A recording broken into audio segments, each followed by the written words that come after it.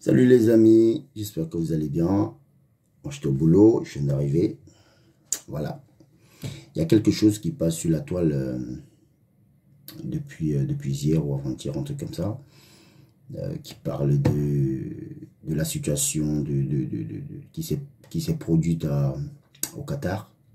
Samuel est un youtubeur algérien.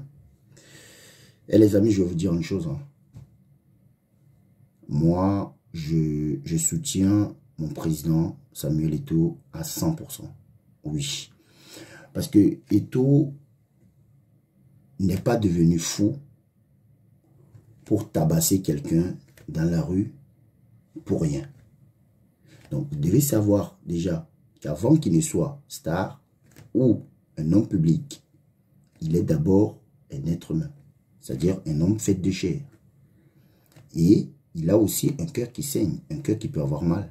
Donc, ce youtubeur algérien a dû, n'est-ce pas, avancer des propos qui n'étaient pas bien à Samuel. C'est pour cela que Samuel a réagi. Connaissant Samuel, connaissant son tempérament, c'est pas quelqu'un qui va laisser quelque chose passer comme ça, non. Il peut se retenir, certes, quand il veut. Mais si quelque chose déborde dans la tête de Samuel, alors là, il réagit immédiatement. Peu importe ce qui va arriver après. Et c'était comme ça qu'il était en équipe nationale. Vous comprenez?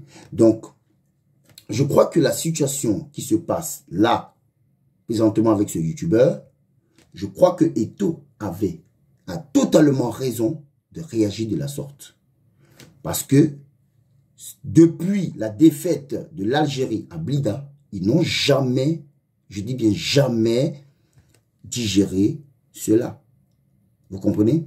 Donc, ce qui fait que, déjà, vous avez vu, lors d'une cérémonie au Qatar, avant le démarrage de la Coupe du Monde, il y avait un journaliste sportif algérien qui s'est mis, c'était dans une salle, devant tout le monde, il s'est mis, n'est-ce pas, envoyer des pics à Samuel.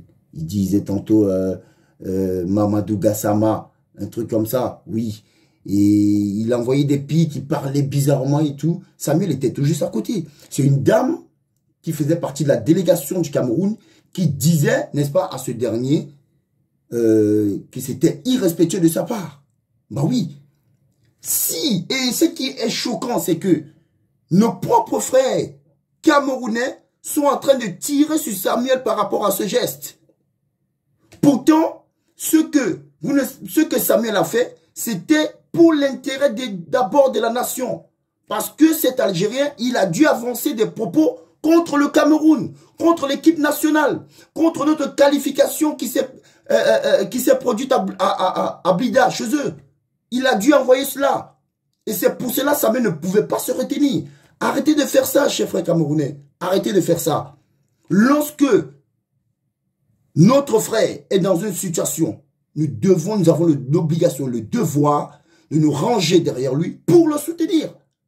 Oui, pour le soutenir.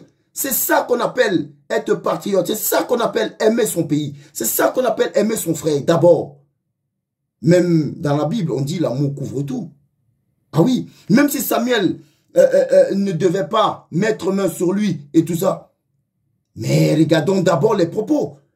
Bon, d'aucuns me diront, oui, Samuel aussi avait le droit de l'insulter et tout. Mais non, peut-être lui n'a pas grandi comme ça. Aller au Cameroun, dans des quartiers peut-être comme Nebel, ou Komondor, ou Envorada et tout. Des quartiers pareils, tu avances un mauvais propos à quelqu'un.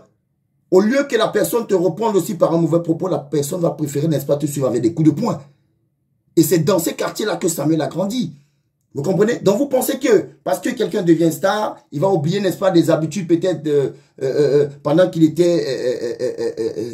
qu'il avait 12 ans ou bien 15 ans, où il traînait, n'est-ce pas, dans des quartiers bizarres, en caleçon ou en short et tout. Vous pensez que quelqu'un va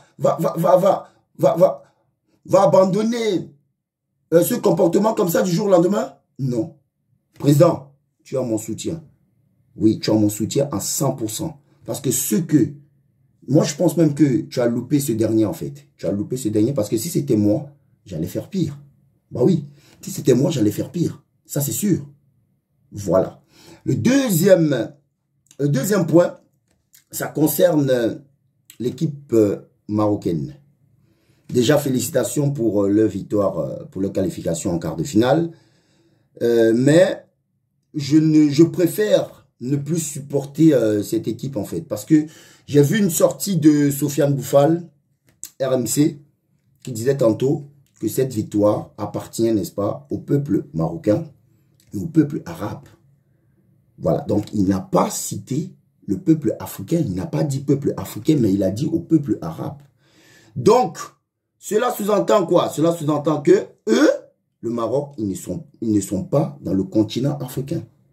Mais sinon, j'ai apprécié, n'est-ce pas, leur match hier, leur qualification, c'est bien. Mais pour moi, aujourd'hui, par rapport à cette sortie, on comprend que ces derniers ne font pas partie, n'est-ce pas, du continent africain.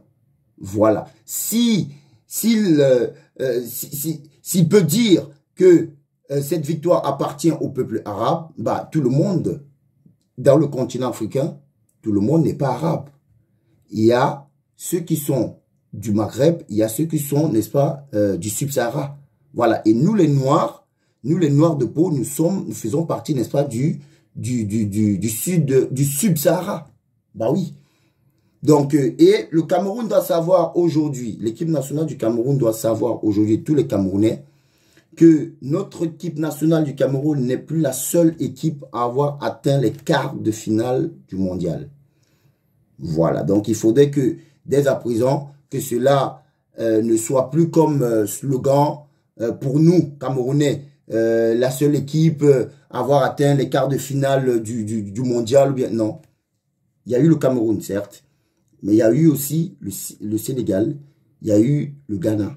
Et aujourd'hui, c'est le Maroc. Même comme ils ont avancé, même comme Sofiane Boufal, il a avancé des propos qui ne tenaient pas, mais que le Cameroun sache aujourd'hui que avec notre équipe nationale, nous devons nous remettre au travail, nous devons encadrer ces jeunes qui sont là, nous devons enlever le complexe d'infériorité que nous avons déjà à chaque fois que nous abordons, n'est-ce pas, une phase finale, n'est-ce pas, d'une Coupe du Monde. Nous devons enlever ce complexe-là et de savoir qu'aujourd'hui, toutes les équipes nationales du monde entier se valent. Toutes les équipes nationales, parce que nos équipes nationales ont des joueurs professionnels qui jouent dans des clubs professionnels et qui se rivalisent, n'est-ce pas, avec ces grands joueurs européens qui jouent dans ces clubs professionnels.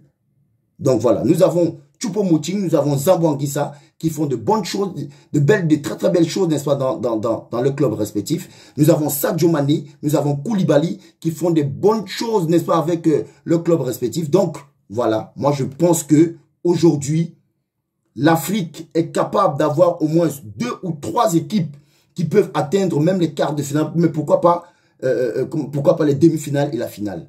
Donc voilà, c'est tout ce que j'avais à dire et je salue tout le monde. Ciao, ciao. Et tout pour mes toutes premières